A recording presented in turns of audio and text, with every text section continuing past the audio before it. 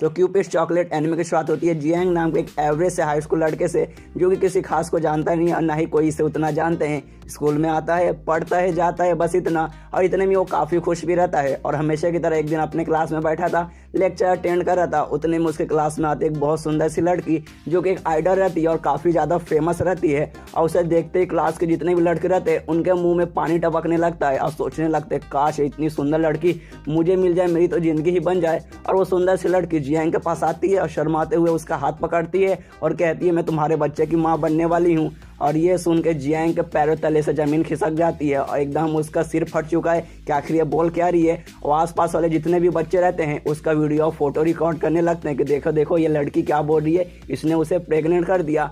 और लड़की ये भी कहती है कि बच्चा तुम्हारा ही है और लगभग ये 3 महीने हो चुके हैं मुझे प्रेग्नेंट हुए।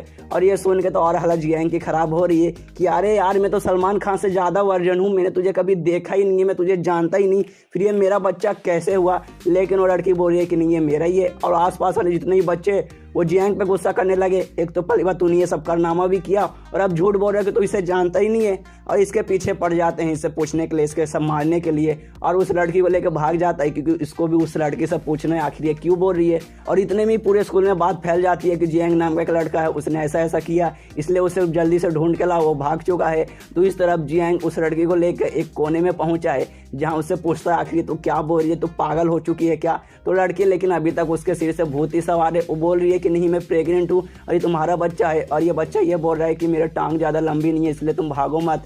यहाँ पे जियांग की हालत ख़राब हो रही है कि ये पक्का पगला गई है। और उस लड़की से कहता है कि मुझे तुमसे और भी कुछ पूछना है, इसलिए तुम मुझे छत पे मिलना है स्कूल के, मैं अभी यहाँ से निकलता हूँ। और जैसे ही वहाँ से निकलता है सारे बच्चे उसे देख लेते हैं और फिर से उसके पीछे पड़ जाते हैं। और पता नहीं क्यों अचानक से यहाँ पे जियांग के अंदर बॉलीवुड के हीरो जैसी सुपर पावर आ जाती है और एक झाड़ू से सबको मार गिराता है। लेकिन उतने में ही 2 मस्कुलर लड़कियाँ उसे पकड़ के जो वुमेंस बाथरूम रहते हैं उसमें घींच लेते हैं और उस पर काफ़ी ज़्यादा गुस्से थे। और वो दोनों सॉकर टीम के मेंबर्स थे और उनकी जो कैप्टन थी वो आती है और वो जियांग से कहती है कि मुझे तुमसे ये उम्मीद नहीं थी, तुम मुझे भी पसंद करते थे, अब तुम्हारा किसी और लड़की के साथ अफेयर चल रहा है। और जियांग को समझ नहीं आ रहा कि एक पहले लड़की आके बोल रही है कि मैंने उसे प्रेग्नेंट कर दिया, अब ये दूसरी लड़की आके बोल रही है कि मेरा इसके साथ अफेयर है। और दोनों जो मस्कुलर लड़कियां थी वो फिर गुस्सा करने लगती है जियांग पर। लेकिन यहाँ पे वो उनके कैप्टन वो बोलते हैं कि हम दोनों के बीच का मामला है इसलिए तुम दोनों बीच में मत आओ, मैं बात कर रही हूँ। और ये पूछने लगती है जियांग से यार सच बताओ उस लड़के के साथ तुम्हारा क्या चक्कर चल रहा है, आखिर वो लड़की कौन है। यहाँ पे जियांग परेशान हो रहा है,